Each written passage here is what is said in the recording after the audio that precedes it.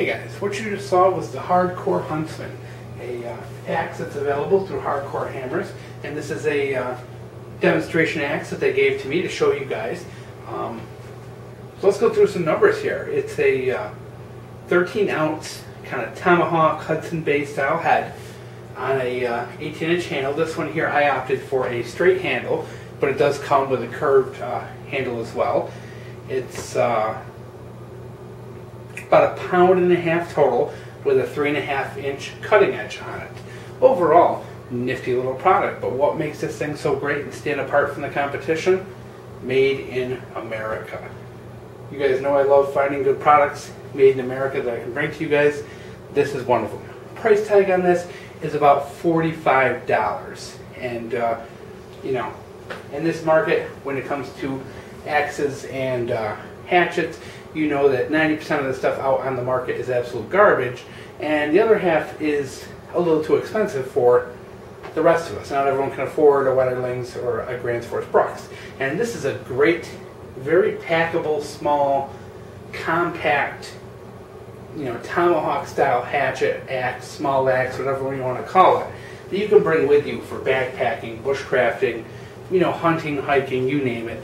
It's a good all-around product. And what it is pretty much is kind of like an old style roofer's hatchet without the hammer pole on the back. And the shape is very similar, and it's very functional. It looks and performs very much like a large tomahawk. Very comparable performance to my cold steel rifleman's hawk. The rifleman's hawk has a little more weight, so of course you get a little better bite into it, but for half the weight, this thing performs at 80% at that much weight reduction, which is really good. And that's where this thing really shines. Is I don't have another small axe that weighs 1.5 pounds that can perform anywhere close to this. So let's talk about this thing: the good, the bad, the ugly. Let's start out with the bad. Fit and finish. Well, the fit's really good. This thing is on that handle, rock solid. I smacked this thing against the biggest tree in the yard for like 5 minutes. This thing ain't gonna budge. It's in there solid. Now finish, as you can see right off the bat, little bit of finish issues, but in reality, if you want an axe that's a wall hanger, you're gonna have to go with a Grand Force. This is a tool. It's meant to be used.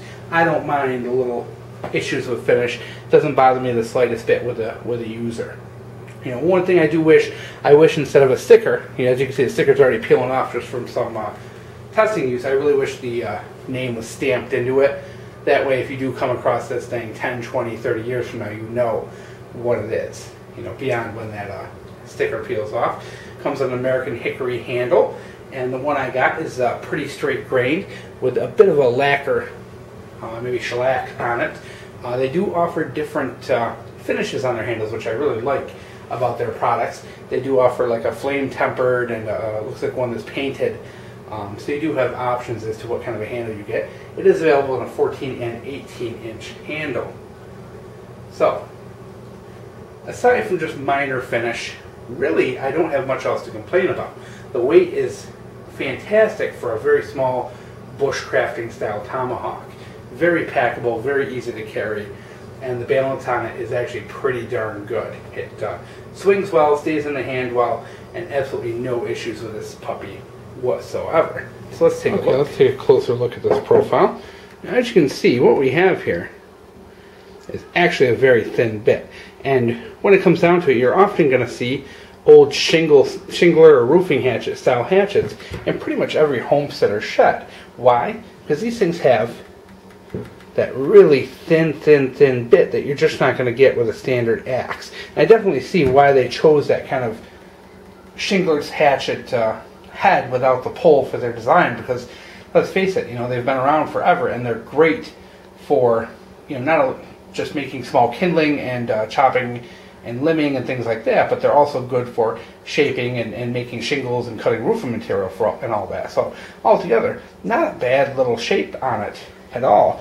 And as you can see, it's a very, I'm really like thin bit, and hopefully this will show. The edge is convexed very well, so congratulations to Hardcore Hammers on actually convexing an edge on one of these properly. So very happy with that. That is the back. It's kind of almost like a mirror finish on that. You can see it's held in place with a wood wedge in the center, which takes up about 1/3 of the head, which is appropriate, and 2 metal wedges. And you can see they kind of flame tempered the end there to seal it, which is a nice appreciated added bit. Normally when people just kind of shellac a handle, they normally never bother with the little bit that's proud over the eye. And what happens is, of course, is moisture gets in and that starts to rot away. And that's why you see a lot of axe heads with that top kind of rotted out. So they took that precaution and sealed that by applying a little bit of flame to it, which is a nice added touch with the product. So durability wise, you know, we've only had this a couple of days messing around with it, but durability, it's held up. It's not the slightest bit loose. As you can see, I haven't damaged the finish or edge at all. I did give this thing a rudimentary sharpening, just with a very fine stone. It comes with a very good convex edge, but all it took was like 2 minutes on a stone, and this thing was sharp enough to take hairs off my arm. So it did come very sharp, but with minimal work, you're talking excellent sharp. The tool steel on this is 1080 carbon steel, which is a really good carbon steel. It's actually above the standard that the U.S. Forestry Service uses. They need a carbon content of 7.2 there, and this is 1080, so this actually is above what the Forest Service would accept for their steel. It's hardened between 50 and 55 RC, so it's right about in the kind of community standard as for other axes and hatchets. I know the Grand Fours are around 57, but a lot of people don't like that because they find them too hard to sharpen properly, and some of them don't like it because it does make them a little more prone to chipping. I think the 50 to 55 is a little more user-friendly for someone who is not a complete and total expert. Handle has a very nice straight grain hickory. The grain is actually very good. As you can see, it's just slightest bit off, so no big deal there. Don't pay attention to the tooling marks, but the actual grain is very straight and proper, the way it should be, which I'm very pleased to see. Most people don't put any time or effort into their handles. This one here, you know what I'm probably going to do with this thing? I'm probably going to sand off the varnish or shellac and finish this with a little boiled linseed oil. And I might even, you know, blue the head, a little cold bluing on it. We'll see once I get the sticker off and put a little more wear on this. I might put some cold blue on it and see how it looks. Maybe even darken up the handle a little bit, give it a little more of a traditional look. But overall, this is a really cool product for the price. Really performed well. I'm going to roll in some footage so you can see how this thing performs. And you know, guys, it's not a 2-pound axe. This is literally a 1.5 pounds, and the head weight is only really like 13 ounces, which is not even a full pound. So in the weight category, this thing is amazing. It's not going to compare to a 2-pound axe. It's not going to compare to a 2.5-pound axe, but put it up against any of the other 1.5 pound or 1.25 pound hatchets I have, and this thing blows them away. And price, you know, you get what you pay for. $45, I think, is a steal for a good 1080 carbon steel American-made product out there. You know, the only thing else you're going to get in that price range that's American-made is S-Twing, which or Eastwing which uses a quite an inferior steel compared to this. So, you know, you're not getting what your money's worth when you're buying such a softer steel. And the only other comparable item would be Council Tool that I can think of, and Council Tool uses 1040 steel, and they harden to like 45 to 50. They use a considerably softer steel. So I do think for the money you're getting a very good product that can, you know, is a step above your Eastwing and your Council Tool.